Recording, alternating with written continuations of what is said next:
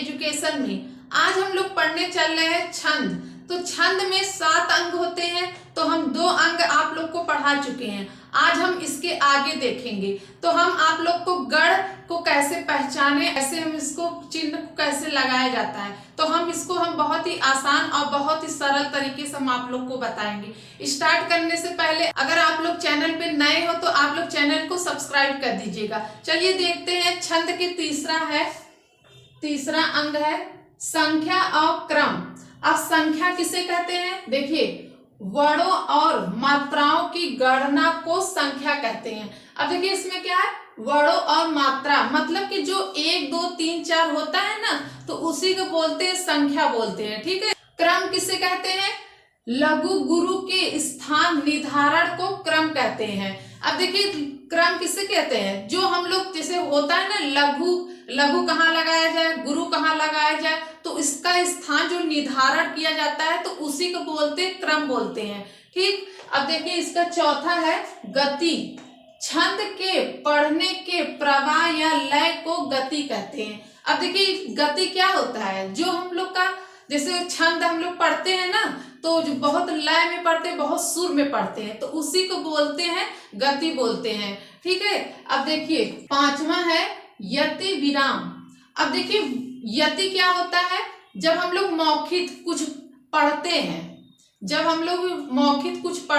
और हम लोग सांस लेने के लिए कुछ रुकते हैं ना, तो उसी को बोलते हैं यति। जब हम लोग थोड़ा ठहराव करते हैं सांस लेने के लिए, जैसे पढ़ते पढ़ते हम लोग थोड़ा रुक गए, तो उसी को यति बोलते हैं। अब विराम किसको बोलते हैं? जब हम लोग कुछ लिखते हैं, जब हम लोग लिखित कुछ लिख रहे हैं, तो हम लोग क्या करते हैं, लिखते लिखते ठहराव करते हैं, तो जहां पूर्ण विराम लगा देते हैं तो उसी को बोलते हैं विराम चिन्ह बोलते हैं, तो यह विराम बोलते हैं। अब देखिए छंद में नियमित वर्ण या मात्रा पर सांस लेने के लिए रुकना पड़ता है। इसी रुकने के स्थान को यति या विराम कहते हैं। तो यति विराम एक ही होता है, सिर्फ इसमें क्या रहता है, जो लिखित रहता है वो क्या होता है, फुल स्टॉप, जहां हम लोग पूर्ण विराम लगाते हुए हैं। ठीक। और यति क्या होता है, जहां मौखिक हम लोग कुछ पढ़ते हैं, जैसे छंद को पढ़ रहे हैं और वहां पे थोड़ा सांस लेने के लिए रुक गए, तो वो वहीं पे क्या होता है, यति होता है। ठीक। 6वां है तुक। तुक किसे कहते हैं? छंद के चरणार्थ की अक्षर मैत्री को तुक कहते हैं। अब देखिए तुक को ही तुकबंदी भी कहते हैं। तो देखिए तुक क्या होता है, जो छंद होते हैं 1 चरण 2 चरण होते हैं, तो जो उसका अंतिम अक्षर या वर्ण होते हैं, तो जो सेम मिलता जुलता रहता है उसी को तुक बोलते हैं। जैसे हम लोग उदाहरण से हम लोग समझते हैं, जैसे यहाँ पे देखिए ये उदाहरण दिया है। ठीक है, ये छंद का उदाहरण है। अब देखिए यहाँ पे लास्ट में देखिए सुधारी और चारी। ठीक है, सुधारी और चारी है ना, तो इसके देखिए लास्ट में जो वर्ण है आरी, इधर आरी, तो ये जो आरी आरी मिलता जुलता है, तो इसी बोलते हैं तुक बोलते हैं, और तुकबंदी भी बोलते हैं। ठीक है। अब हम लोग आगे देखते हैं। 7वां है गढ़। अब देखिए गढ़ किसे कहते हैं? गढ़ का अर्थ है समूह। यह समूह 3 वर्णों का होता है। गढ़ में 3 वर्ण होते हैं, ना अधिक ना कम। लघु गुरु के नियम क्रम से 3 वर्णों के समूह को गढ़ कहा जाता है। अब देखिए गढ़ जो होते हैं, जो इसके शब्द होते हैं, वो न 3 से अधिक होते हैं, न 3 से ज्यादा होते हैं, वो 3 ही वर्ण के होते हैं। जैसे यहाँ पर हम लिख दें सरोज। अब इसमें पूछ लिया जाए कि इसमें कौन सा गढ़ है, तो आप लोग कैसे बताएंगे कि इसमें कौन सा गढ़ है? जब तक आप लोग गढ़ की पहचान नहीं करेंगे तब तक आप लोग गढ़ को नहीं बता सकते हैं। ठीक है। तो इसी पहचान को हम चलिए बताते हैं, कैसे पहचाने कि इसमें कौन सा गढ़ है। तो देखिए गढ़ आपके 8 प्रकार के होते हैं। तो देखिए कौन कौन से होते हैं? यगढ़ होते हैं, मगढ़ होते हैं, तगड़ होते हैं, रगड़ होते हैं, जगड़ होते हैं, भगड़ होते हैं, नगड़ होते हैं, सगड़ होते हैं। तो इसी का हम लोग पहचान करते हैं। चलिए देखते हैं। देखिए ये गढ़ की सारणी है। ठीक, ये गढ़ की पूरी सारणी है। तो इसको आप लोग को याद करना होगा कि गढ़ की देखिए, गढ़ आपके 8 है तो इसके ये चिन्ह है और इसके ये उदाहरण है। ठीक है, तो आप लोग सोच रहे होंगे कि कैसे इसको हम लोग याद करेंगे, ये तो बहुत कठिन है, कैसे हम इसको याद करेंगे। तो हम इसको बहुत ही इजी तरीके से आप लोग को हम बताते हैं। तो देखिए, गढ़ को याद करने के लिए इसका सुपर ट्रिक यही है कि आप लोग को ये सूत्र याद करना होगा। अगर एग्जाम में आप लोग से गढ़ पूछ लिया जाएगा तो आप लोग को ये ना याद करके आप लोग इसको याद कीजिए। तो ये देखिए क्या है, या माता राजभांसा लगा। तो ये आप लोग को इतना याद कर अगर हो जाएगा तो आप लोग आसानी से गढ़ की पहचान भी कर सकते हैं और उसके चिन्ह भी को आसानी से लगा सकते हैं। तो देखिए कैसे लगाएंगे। ठीक, अब देखिए कैसे इसकी पहचान हम लोग करते हैं। देखिए क्या करना है, अगर जैसे इसको पहले यगड़ को कैसे हम यगड़ को पहचाने कि ये पहला है। ठीक है, तो कैसे पहचानेंगे, इधर देखिए। अब देखिए यहाँ या, अब या ये क्या है, यगड़। यहाँ से स्टार्ट करेंगे, पहले से स्टार्ट करेंगे तो ये क्या है, यगड़ है। तो यहाँ से लेके ये माता तक, इतना यम माता तक आपको यहाँ तक पूरा क्या करना है, मात्रा लगाना है। तो इसमें मात्रा कैसे लगेगा, तो हम आप लोग को मात्रा लगाना सिखाए थे। तो लघु और गुरु कैसे लगाते हैं, तो या पे क्या होगा, लघु होगा, अब माँ पे गुरु होगा और इस पे भी गुरु होगा। तो ये कौन सा हो गया, आपका यगड़ का क्या है, चिन्ह है। तो देखिए गुरु, लघु, गुरु, तो ये क्या हो गया, ये आपका हो गया, ये पहले का पहचान हो गया। तो इस तरह हम लोग पहचानेंगे। अब दूसरा हम लोग कैसे पहचानेंगे, ये कौन सा है, तो देखिए अब क्या करना है, माँ से।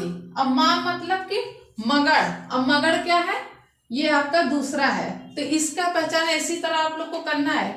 ये माँ से स्टार्ट करने के बाद आपको कहाँ तक करना है, रा तक। तो ये क्या हो जाएगा मात्रा।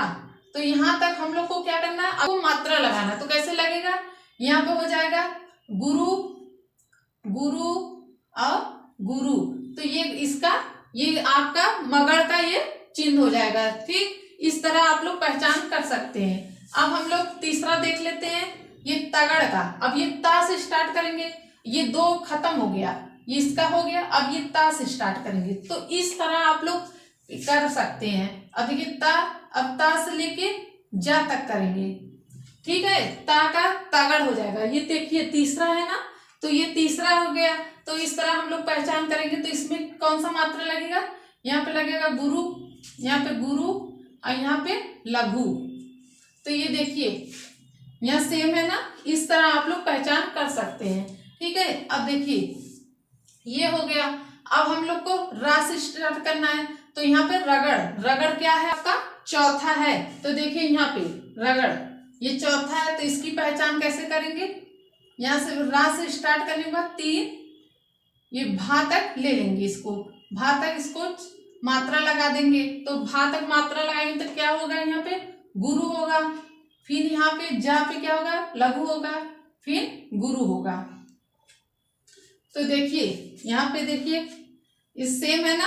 तो इस तरह आप लोग पहचान कर सकते हैं। लोग जा कर देखते हैं तो ये क्या है, जगड़ है। देखिए इधर है ना जगड़, तो इसका हो जाएगा। तो ये जा से लेके 3। तो इसमें देखिए गढ़ में क्या करना है, आपको सिर्फ 3 वर्ड लेना है। उस 3 से ना अधिक ना 3 से ज्यादा रहे। तो आप लोग को 3-3 का जोड़ा बनाना है। तो देखिए जा से लेके ना तक जोड़ा बना दिए। तो ये क्या हो जाएगा आपका, देखिए इसका मात्रा क्या होगा, लघु होगा, गुरु होगा और लघु होगा। ठीक, यहाँ पे देखिए ये कौन सा है, जगड़ है। ठीक है, ये वाला है। अब देखिए इसको फिर हटा दिए। अब देखिए हम इसको भा का करते हैं। भा से भगड़, देखिए इधर भगड़ है ना, तो इस तरह। तो इसका 3 का जोड़ा बना लेते हैं,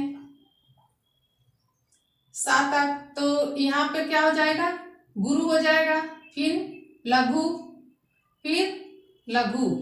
तो ये देखिए इसका मात्रा आ गया ना। फिर अब क्या करना है, अब ना से नगड़।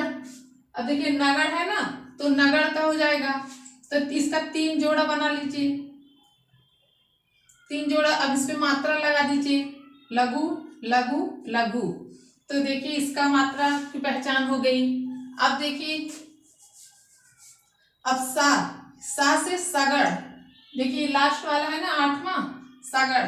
अब ये सगड़ से 3 जोड़ा इधर बना लेना है, तो ये क्या हो जाएगा आपका लघु, लघु गुरु। तो इस तरह पहचान कर सकते हैं। अब आप लोग को क्या करना है, इसको न याद करके आप लोग इसको याद कर लीजिए। इतना ये सूत्र पूरा याद हो जाएगा तो आप लोग आसानी से गण की पहचान कर सकते हैं। उम्मीद करती हूँ आप लोग को गण की पहचान करने आ गया होगा। आज की क्लास आप लोग को कैसी लगी आप लोग कमेंट करके जरूर बताइएगा। वीडियो को लाइक कर दीजिएगा, सब्सक्राइब कर दीजिएगा, बेल आइकन को प्रेस कर दीजिएगा। हम आप लोग से नेक्स्ट वीडियो मिलते हैं न्यू टॉपिक के साथ। तब तक के लिए धन्यवाद।